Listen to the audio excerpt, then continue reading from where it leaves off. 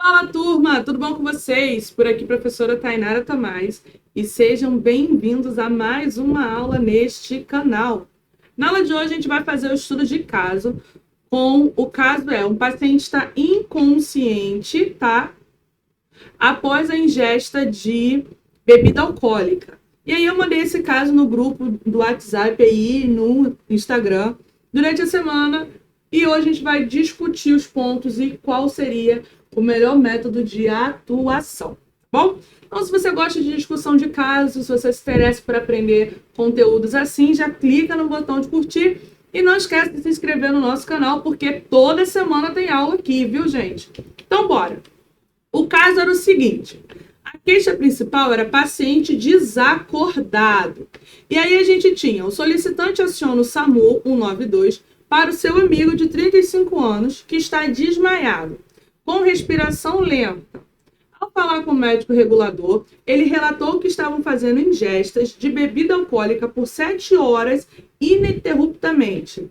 Relata ainda que antes da síncope, o paciente se encontrava agitado, irritado, confuso, suando muito e com o pulso acelerado. E aí a gente já começa a imaginar o cenário, né?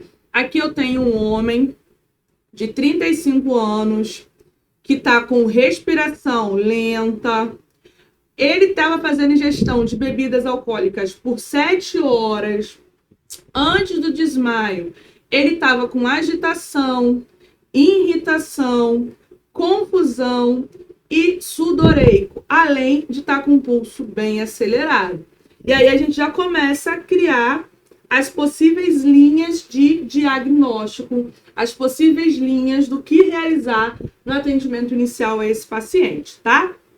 Então, bora. Primeira coisa que a gente faz, avaliação de cenário. Não esquece, chegou no local do acidente, primeira coisa, avaliar a cena. Cena segura? Ok, agora eu posso entrar com a minha equipe, tá?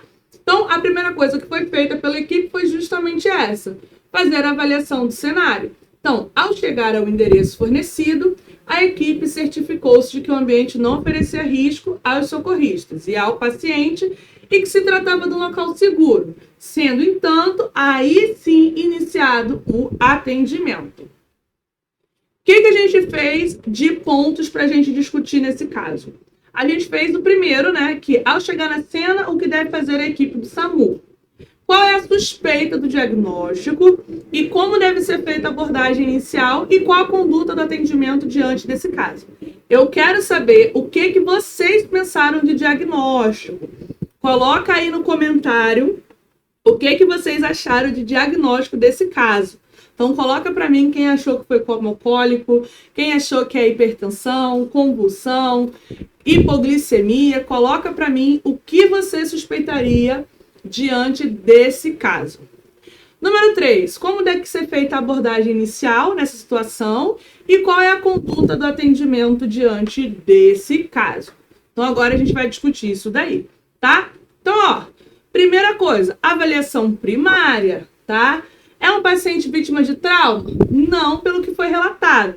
Então, a gente vai fazer o famoso ABCDE, ok? Então, a gente já começa pelo nível de consciência. Ué, Thay, mas o nível de consciência não é a letra D?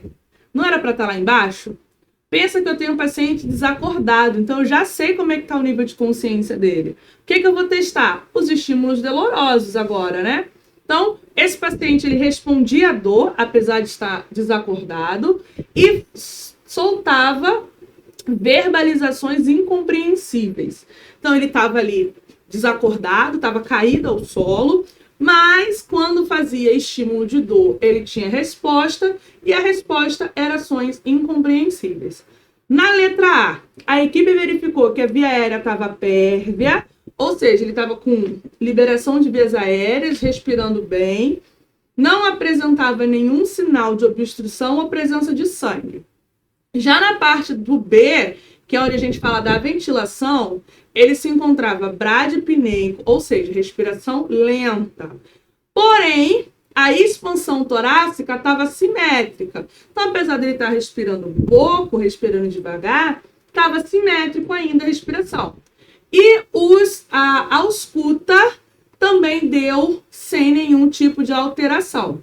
Porém, a saturação periférica de oxigênio estava em 88. E aí a gente já sabe, né, que abaixo de 95 a gente já precisa fazer um suporte ventilatório naquele paciente, porque ele está oxigenando mal.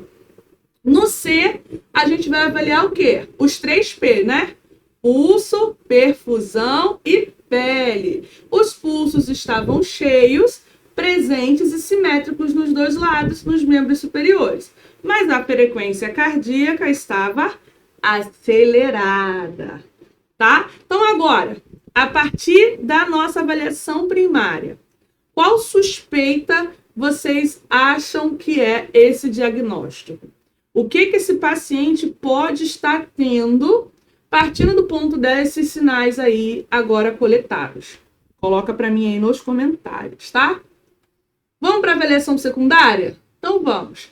Na avaliação secundária, a gente vai verificar pressão arterial, frequência cardíaca, frequência respiratória, todos os sinais vitais de novo, além da anamnese sample. Então, na avaliação secundária, a gente encontrou assim, ó, sinais vitais. PA de 100 por 80 milímetros de mercúrio. Então, estava ali 10 por 8 na linguagem popular. Frequência cardíaca, 115. Então, ele já estava aí, ó, taquipneico, hipotenso, né? Deixa eu ver se eu consigo escrever aqui, ó. Hipotenso. Eita, que caligrafia triste. Ele estava taquicardíaco. Calma. Eita. Desisto, hein? Taquicardíaco. Nossa, como é difícil escrever isso daqui. Frequência respiratória de 30 RPM. Tava? Isso aí. Taquipneico. Todos os taques esse paciente estava, hein? E tax, que é a temperatura axilar, tava ok.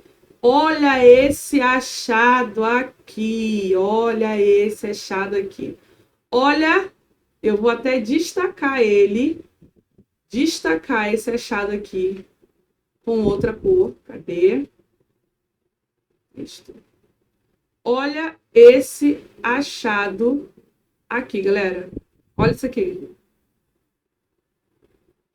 Coloca para mim nos comentários quem estava suspeitando de hipoglicemia, para me ver quem foi que acertou o diagnóstico, tá? Olha como é que estava a glicose desse camarada. 40 mgdl. A anamnese dele, a anamnese foi relatada pelo amigo, né? A gente já viu na avaliação inicial e no chamado que o cara estava desmaiado e com murmúrios. Então, ele não conseguia falar. Sinais e sintomas do sempre. Não dava para saber porque o paciente está desacordado.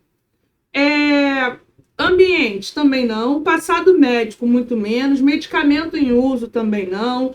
Principal queixa também não. A única coisa que a gente conseguia saber eram os líquidos ingeridos e a questão da exposição e ambiente. Então, a gente conseguiu saber somente que a última refeição que esse paciente tinha feito foi há 3 horas, mas que ele estava em ingesta de bebida alcoólica por pelo menos 7 horas. Teve a utilização de outro tipo de droga? Não, somente a utilização de álcool. Então, ó, tempo da última refeição prolongado, associado a um HGT muito baixo e muito tempo de ingesta de bebida alcoólica. Então, a gente já começa a pensar aí que esse paciente se encontra no quadro de, isso mesmo, galera, hipoglicemia. Parabéns para quem acertou aí nos comentários. E agora a gente vai para as condutas. Bora lá?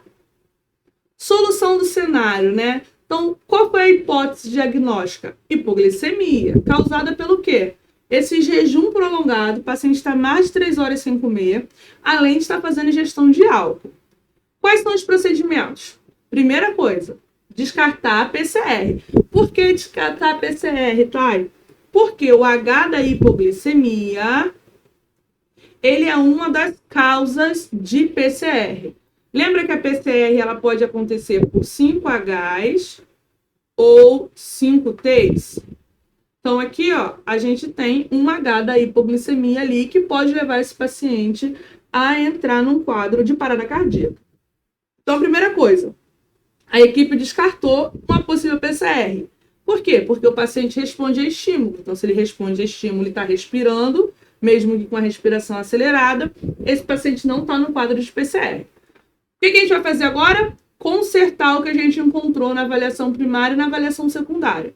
O que a gente encontra na avaliação primária? Uma saturação periférica abaixo de 80. Então, abaixo de 90. O que eu preciso fazer? Ofertar O2 por máscara não reinalante. Depois eu vou colocar um acesso venoso periférico para fazer as administrações de medicação para quadro de hipoglicemia. A gente vai administrar aí 100 mg intramuscular de tiamina, tá?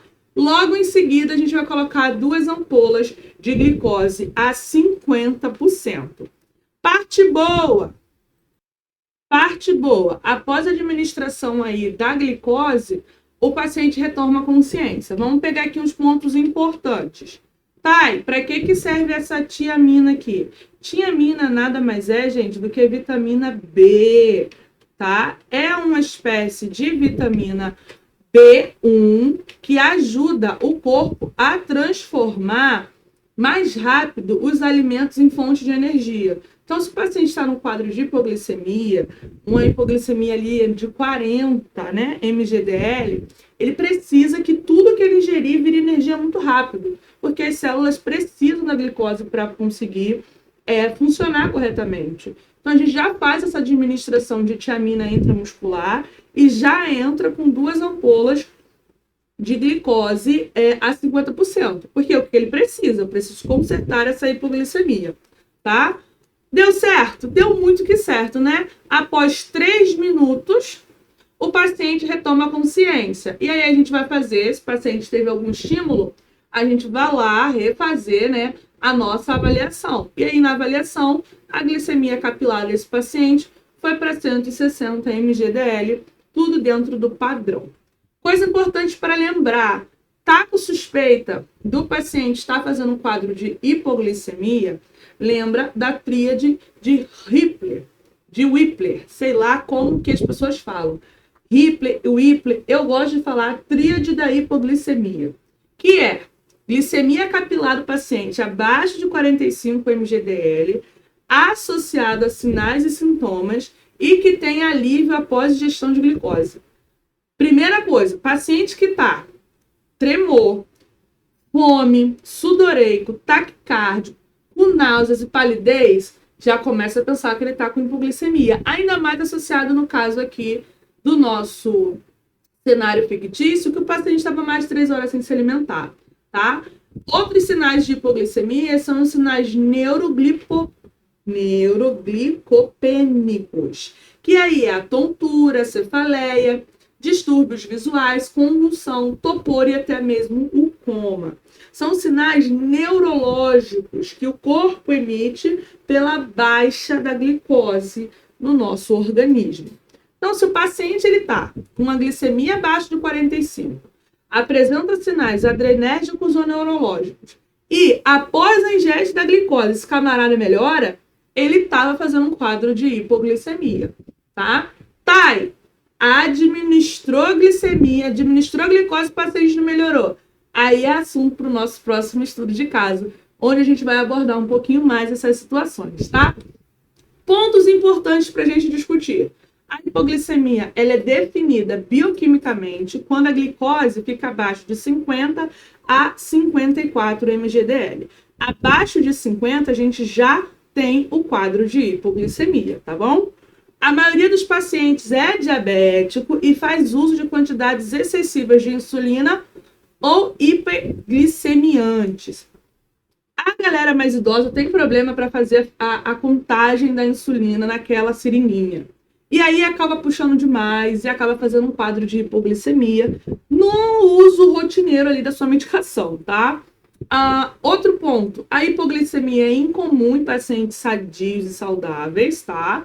Então, a pessoa que não tem ali aparente sobrepeso, que não tem nenhuma doença prévia, é muito comum ela estar fazendo só o quadro de hipoglicemia. Pode ser alguma outra doença que envolve a hipoglicemia, tá? E ponto principal, se a hipoglicemia não for tratada, paciente pode ir a óbito. Porque o corpo ele vai tentar fazer mecanismos compensatórios para tentar se manter em equilíbrio. Pensa que a hipoglicemia, eu estou diminuindo glicose, que é a fonte de energia do seu organismo. É ali o camarada que faz seu corpo funcionar. Se eu não tenho glicose de alimento, eu vou lá pedir o fígado para produzir glicogênio para a gente conseguir funcionar. Só que o camarada aqui em questão estava acabando com o fígado dele bebendo, na ingesta ali de bebidas alcoólicas. Então o fígado não ia conseguir fazer essa homeostase e aí o corpo entra nesse estágio que não consegue mais compensar, que é quando o paciente desmaia e o paciente vai evoluindo negativamente, tá? Então, a gente termina esse nosso estudo de caso com a estabilização clínica do paciente após a administração de glicose e paciente caminhado para o hospital de referência, tá? Eu sou Tainara Tomás, espero que você volte aqui mais vezes nesse canal. Chegamos ao fim do nosso estudo de caso. Semana que vem, na sexta, a gente tem outro caso por aqui. Se você quiser ver o caso com antecedência, me segue lá no Instagram, no @TaiResumiu, ou entra para o nosso grupo de estudos, que o link vai estar aqui embaixo na descrição desse vídeo. Estuda que a vida muda, vejo você na próxima semana. Um grande beijo, até lá!